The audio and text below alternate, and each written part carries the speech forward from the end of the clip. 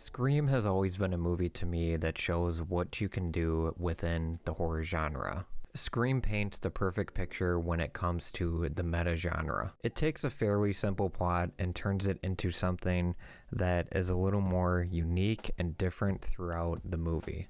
Once Scream became the box office hit that it was, it spawned a whole bunch of different types of movies that were within its type of scope. In this video, I'll be talking about Scream itself and what I think of it and how it impacted the horror genre for years to come.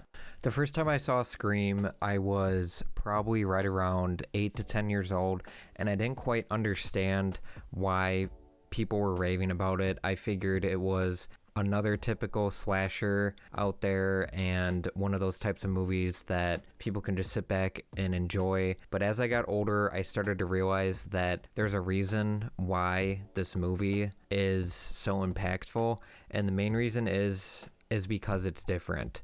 Now, when I say it's different, it's because there are certain things about the movie that really stick out for a lot of people, and for me personally, the one thing that sticks out the most is it being self-aware, and throughout the movie it gets a little more ramped up, but it takes that and it doesn't go too over the top with it.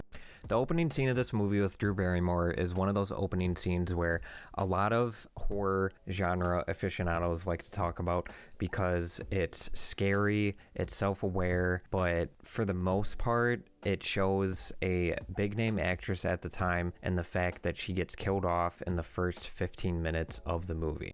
When they marketed Scream, they only marketed it as having Drew Barrymore as the main actress, and they did that for a reason, to show that you can kill off a big name actress like that within the first 15 minutes of the movie, and it shows that from this point forward, anything goes. Once the cold open ends, we meet Sidney Prescott, and you notice right away that with Sidney Prescott, things are going to be different when it comes to a final girl. When you first meet Sidney Prescott, you think that she's going to be one of those vulnerable girls throughout the whole entire movie, and that's the point in the beginning of showing who she is. You get an idea that maybe she's not the type that is going to be able to survive in this type of movie, but throughout the movie she gets stronger and stronger and shows that she is not a girl to be reckoned with, and she can kick some major fucking ass when it comes to the killer and the confrontations that she has with him. At the water fountain scene, I feel like is a great scene to set up for these characters that we see throughout the movie. You have Stu, who is the very fun and charismatic character. We have Tatum, who is Sydney's best friend.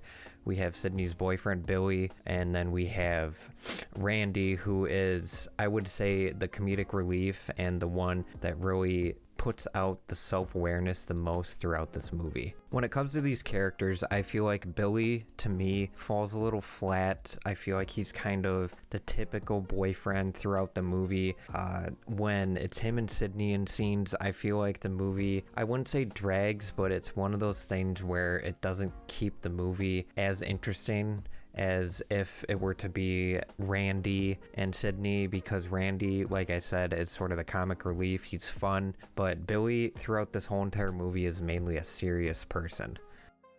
The two other characters that we meet throughout this movie are Gail Weathers and Deputy Dewey, and I feel like when it comes to these characters, Gail is one of those characters that's, I would say, very crucial throughout this movie. It gives you sort of a different plot when she's on screen. Same thing with Dewey.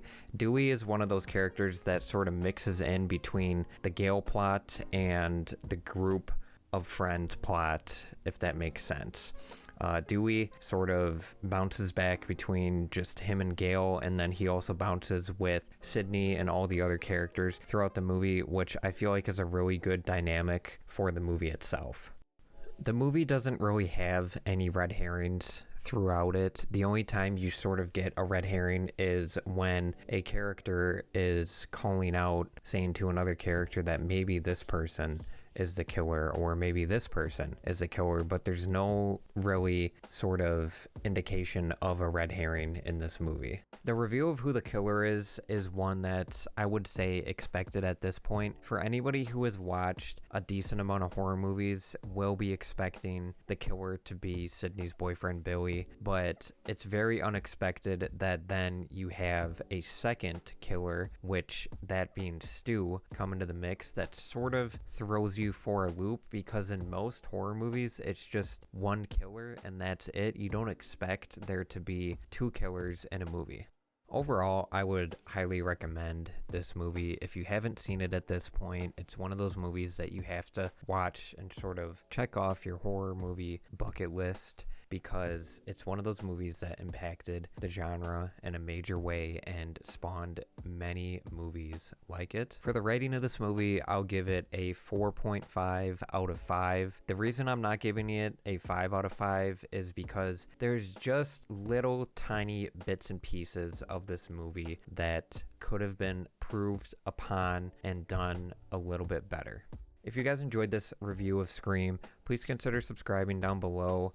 That helps support the channel tremendously. And if you like this movie, please give it a like. And if you really want to support me, I have a Patreon and it will be linked in the description below. Thank you so much for watching, and I'll see you guys in the next video.